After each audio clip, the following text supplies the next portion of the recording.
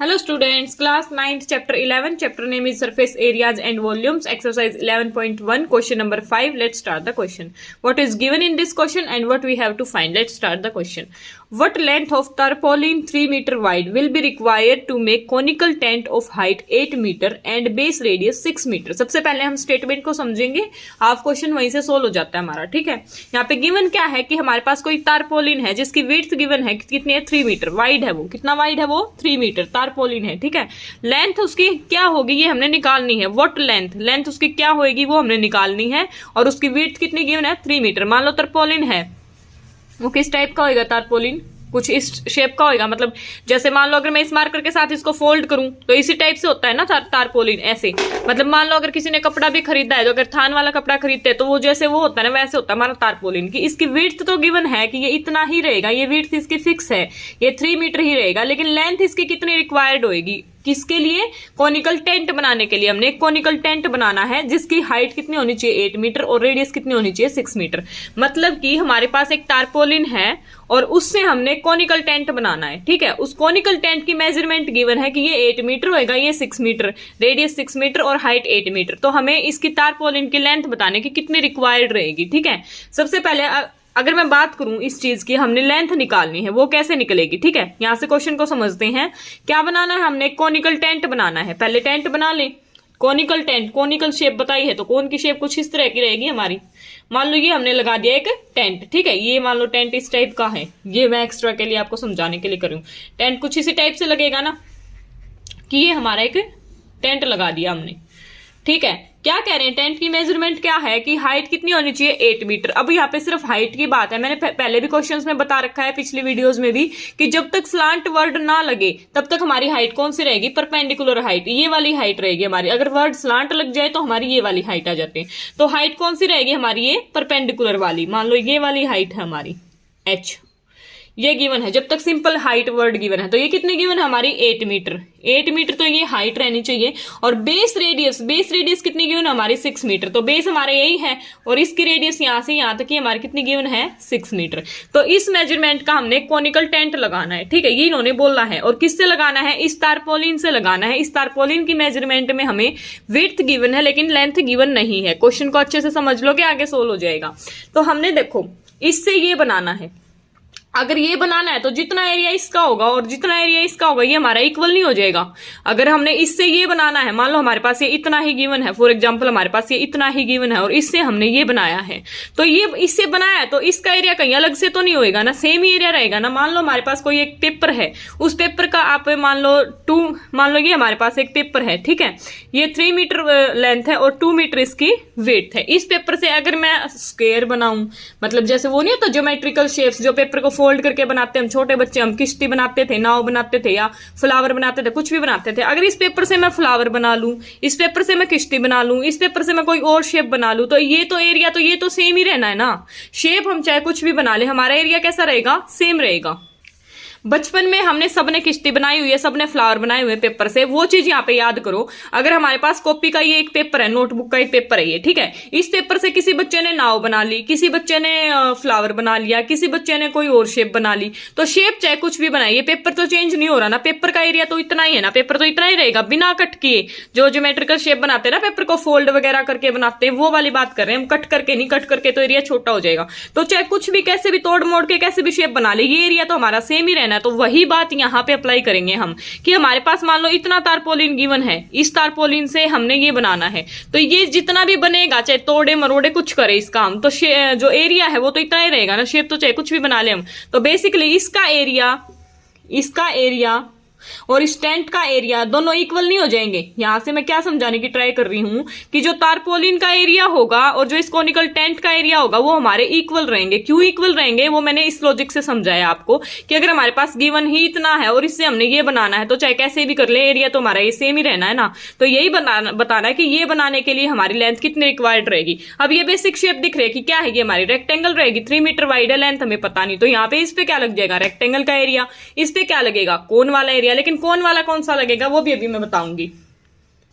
देखो हमारा ये क्या है, कोन, हमने क्या लगाना है, टेंट लगाना है। तो बेसिक एक कॉमन सेंस की बात है कि जब भी हम टेंट लगाते ना, तो ये जो एरिया है हमारा, ये हमारा खाली रहता है, इस पे हम कपड़ा यूज नहीं करते। कपड़ा बोल लो या यहाँ पे तारपोलिन यूज करना है, तो इस पे तारपोलिन, कहीं भी हम मैरिज वगैरह में कहीं भी हम टेंट लगाते हैं तो ये वाला जो पोर्शन होता है ये हम कवर नहीं करते, सिर्फ ऊपर वाला कवर होता है। तो मैंने ये पहले भी वीडियोज में बता रखा है, और जिसने नहीं देखा है वो डिटेल में इंट्रोडक्शन का पार्ट जाके देखे, ठीक है। जब हम टॉप या बॉटम को इंक्लूड नहीं करते हैं, इसके टॉप में तो सिर्फ एक पॉइंट है, टॉप में तो कुछ है नहीं, सिर्फ बॉटम है ना, जहां पे हम टॉप और बॉटम को इंक्लूड नहीं करते हैं उस एरिया को हम क्या बोलते हैं, curved surface area, that is our CSA। क्या बोलते हैं हम, कर्व्ड सरफेस एरिया। तो इसका कौन सा एरिया निकलेगा, हमारा कर्व्ड सरफेस एरिया निकलेगा। क्यों निकलेगा, क्योंकि हमारा जो तारपोलिन है वो यूज कहां हो रहा है, यहाँ पे तो हम तारपोलिन लगा ही नहीं रहे, ये तो एम्प्टी स्पेस होता है, टेंट सबने देखा हुआ है अपनी रियल लाइफ में। तो हमारा जो तारपोलिन है वो यूज कहां हो रहा है, सिर्फ इस एरिया पे यूज हो रहा है कि ये जो हम कोनिकल शेप बना रहे हैं ना, ये ऊपर वाली, ये टॉप वाली, अगर मैं इसको यहाँ पे, तो हम तारपोलिन को यूज ही नहीं कर रहे, तो तारपोलिन को हम यूज कहां कर रहे हैं,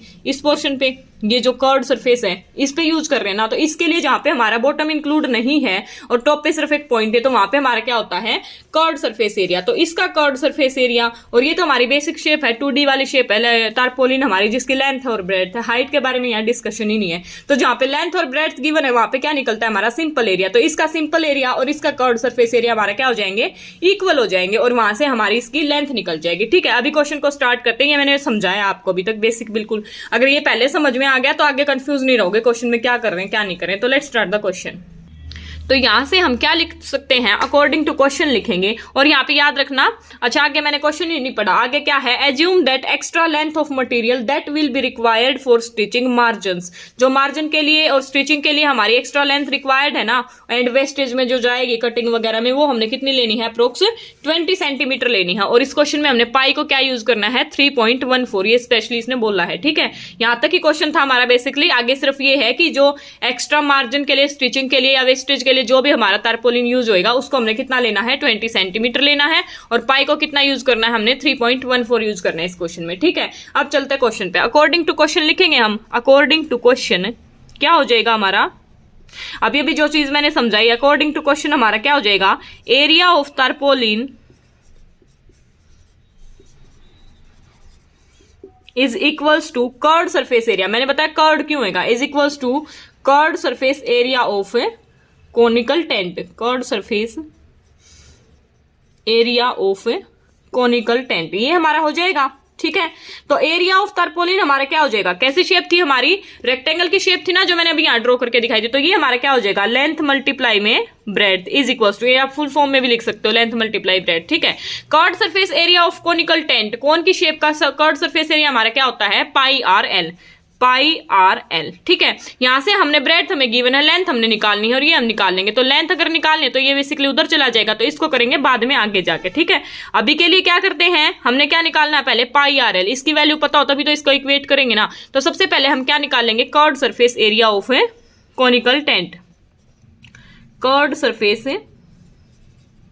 एरिया निकालेंगे ऑफ कोनिकल टेंट। फॉर्मूला मैंने अभी बता दिया, क्या रहेगा हमारा, पाई आर एल। अब देखो यहाँ पे पाई क्या यूज करनी है हमने, 3.14, आर क्या यूज करनी है हमने, गिवन है 6 मीटर। अब बात रहेगी एल की, एल हमारी क्या होती है, स्लांट हाइट होती है, जो कि इस क्वेश्चन में हमें गिवन नहीं है स्लांट हाइट, ठीक है। मैंने बता रखा है जब तक सिंपल हाइट गिवन है तो ये परपेंडिकुलर हाइट रहेगी, अगर वर्ड आगे स्लांट लग जाए तो ही वो गिवन मानते हैं हम, ठीक है। तो स्लांट हाइट हमारी क्या होती है, ये होती है ना हमारी स्लांट हाइट, इसको हम एल से डिनोट करते हैं। तो अभी पहले हमें एल निकालनी पड़ेगी इसके लिए, ठीक है। एल कैसे निकलेगी, एल का फॉर्मूला होता है हमारा, एल का फॉर्मूला कैसे निकलता है, ये लास्ट क्वेश्चन में मैंने बताया हुआ है, जिसने नहीं देखा आप जाके देख सकते हैं। तो एल का क्या फॉर्मूला होता है हमारा, L is equals to R square plus H square under the root, ये होता है हमारा एल का फॉर्मूला। यहाँ पे आर हमारी क्या होती है, रेडियस, और एच हमारी क्या होती है, हाइट, जो कि यहाँ पे गिवन है, ठीक है। तो उससे हम क्या निकाल लेंगे, एल निकाल लेंगे। तो यहाँ पे वैल्यूज पुट करें, आर कितनी गिवन है हमारी 6, तो 6 का स्क्वायर, प्लस एच कितनी गिवन है हमारी 8, तो 8 का स्क्वायर, इनका स्क्वायर करके and all R under the root, ठीक है। अब 6 का स्क्वायर हमारा क्या होता है, 36, तो यहां से हमारा 6 का स्क्वायर कितना होता है 36। यहाँ पे क्या लिखेंगे हमें 36 प्लस 8 का स्क्वायर क्या होता है हमारा 64। 36 प्लस 64 हमारा कितना हो जाएगा 100 and all R under the root. यहाँ से हमारा 100 जो है वो किसका स्क्वायर रूट होता है, या तो वैसे याद होना चाहिए आपको 10 का होता है, या इसके बना लो पेयर। 10 मल्टीप्लाई 10 हमारा क्या होता है 100 और 2 का एक पेयर बन गया तो एक बाहर निकल जाता, तो बेसिकली ये क्या निकल गया हमारा 10। और यूनिट क्या रहेगी हमारी, ये भी मीटर में है ये भी मीटर में, तो ये भी क्या हो जाएगी हमारी मीटर। तो यहाँ से हमारी एल क्या आ गई 10 मीटर। तो एल क्या आ गई यहाँ पे हमारी 10 मीटर, जिसका हमने यहाँ पे यूज करना है यहाँ पे, ठीक है। तो यहाँ पे हम लिख देंगे एल हमने निकाल ली, एल हमारी क्या आ गई 10 मीटर। और कैसे आई वो अभी मैंने बता चुकी हूँ, ये हमारा फॉर्मूला होता है, ठीक है। लास्ट क्वेश्चन में मैंने बहुत अच्छे से डिस्कस कर रखा है। तो यहाँ से हमने क्या निकाल ली एल निकाल ली। निकालना क्या हमने कर्व्ड सरफेस एरिया, तो पाई आर एल में ये वैल्यू पुट करेंगे। तो यहाँ पे मैं भी इसको इरेज करती हूँ स्पेस प्रॉब्लम की वजह से।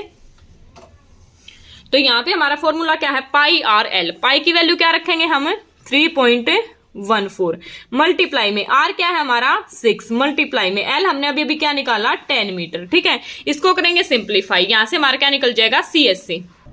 तो यहां से इसको सिंप्लीफाई करेंगे हम 10 के लिए तो लास्ट में 0 लगा देंगे। तो बेसिकली हमें 6 की और 3.14 की मल्टीप्लाई करनी है, तो 3.14 और 6 की मल्टीप्लाई करेंगे यहाँ पे हम, और 10 की 0 लग जाएगी। 6 4 जा 24, 2 कैरी 6 1 जा 6 एंड 2 8 एंड 6 3 जा 24, सॉरी 6 3 जा 18, 6 3 जा हमारा 18 और पॉइंट की और इस 10 की क्या हो जाएगी हमारी 0। हमारी मल्टीप्लाई समझ आई, 6 की इसके साथ मल्टीप्लाई करी और 10 के लिए बाद में 0 लगा दी, ठीक है। और पॉइंट कितने के बाद 1 एंड 2 के बाद हमारा लग गया ये पॉइंट। तो बेसिकली हमारा क्या आ गया 188.40 हमारा क्या आ गया एरिया 188.4। ये क्या आ गया हमारा metre square curved surface area आ गया हमारा। तो अकॉर्डिंग टू क्वेश्चन हमने क्या करना था area of tarpaulin is equals to CSA of conical tent, यही करना था ना। तो अब इनकी वैल्यूज पुट कर देंगे। तो यहां से हमारा क्या हो जाएगा L इंटू बी हमारा क्या है इस वैल्यू में पुट कर रहे हैं हम यहाँ पे L इंटू बी हमारा क्या है 3 मीटर वाइड हमें गिवन था, 3 मीटर वाइड यहाँ पे ये हमें गिवन था कि ये वो जो मैंने शेप बनाई थी मैं यहाँ फिर से बना देती हूँ। ये कुछ ऐसे शेप गिवन थे कि ये हमारा क्या है 3 मीटर और ये हमने निकालनी थी, ठीक है। L हमने निकालनी थी, हमारा टारपोलिन है टारपोलिन, ये हमें गिवन था, ये हमारा 3 मीटर है। तो लेंथ मल्टीप्लाई में breadth is equals to pi R L की वैल्यू क्या आई हमारी 188.4। तो यहां से लेंथ क्या आ गई हमारी length is equals to 188.4 divided by 3 आ गई, ठीक है। अब करेंगे इसको सोल्व आउट। तो यहां से ये क्या हो जाएगा 3 6 जा 18, 3 2 जा 6 एंड 3 8 जा 24, 62.8 मीटर आ गई हमारी क्या आ गई लेंथ मीटर, क्योंकि ये सब क्या थे मीटर में गिवन थे। अब आगे यहां तक तो हमारा बेसिक सा क्वेश्चन सोल्व हुआ। आगे उसने क्या बोला कि क्या है जो स्टिचिंग के लिए वेस्टेज के लिए और मार्जिन के लिए जो भी हमारा कपड़ा चाहिए एक्स्ट्रा वो कितना लेना हमने 20 सेंटीमीटर। ये जो एरिया निकला है ये क्या निकला है जो शेप हमें रेडी होके मिली है। अब इस शेप को बनाने के लिए स्टिचिंग भी करनी पड़ी होगी, स्टिचिंग के लिए हमें एक्स्ट्रा मार्जिन भी लेना पड़ा होगा और कटवट किया है कपड़े को या तारपोलिन को तो वेस्टेज भी गया होगा। तो उस सबको हमने क्या लेना है 20 सेंटीमीटर। तो जो शेप हमें रेडी मिली है उसका एरिया हमारा क्या आ गया इतना, और जो वेस्टेज में गया है उसका कितना ऐड करना हमने 20 सेंटीमीटर। तो यहां से इसको इसमें ऐड कर देंगे तो हमारा टोटल आ गया ना, हमारा टोटल ये था।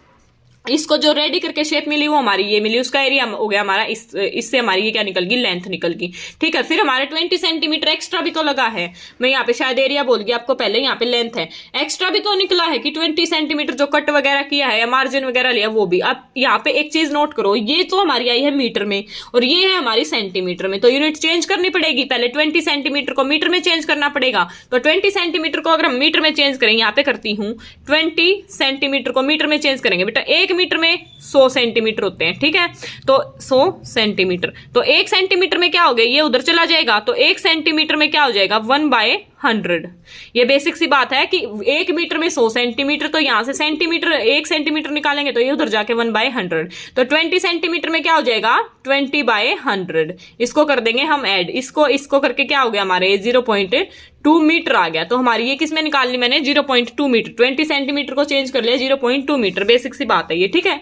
ये यहाँ पे किया है। तो इसमें क्या करना है हमने ये ऐड भी करना है, तो हमारा जो लेंथ है टोटल वो क्या हो जाएगी 62.8 और क्या आई हमारी 0.2, इन दोनों को कर देंगे ऐड। ये क्या आ गया हमारे 8 और 2 10, 1 कैरी 63 मीटर। तो हमारी जो लेंथ है तारपोलिन की वो क्या आ गई 63 मीटर। तो जो हमारी क्या बोलेंगे इसको, जो टोटल लेंथ जो निकली हमारी तारपोलिन की इसको स्टिच करने से पहले, वो कितनी हमारी 63.0, ठीक है। वो रेडी होने के बाद हमारी ये है, लेकिन जो वेस्टेज में गई है वो भी तो ऐड करेंगे ना हम, वो हमारी कितनी थी 20 सेंटीमीटर। तो ये था हमारा क्वेश्चन। अगर क्वेश्चन समझ आए, वीडियो पसंद आए तो वीडियो को लाइक कर देना, चैनल को सब्सक्राइब कर देना, और फीडबैक के लिए नीचे कमेंट बॉक्स में कमेंट डाल देना। और जिसने इंट्रोडक्शन का पार्ट नहीं देखा है वो जाके जरूर देख ले, क्योंकि वहीं से फॉर्मूलेज लर्न होंगे।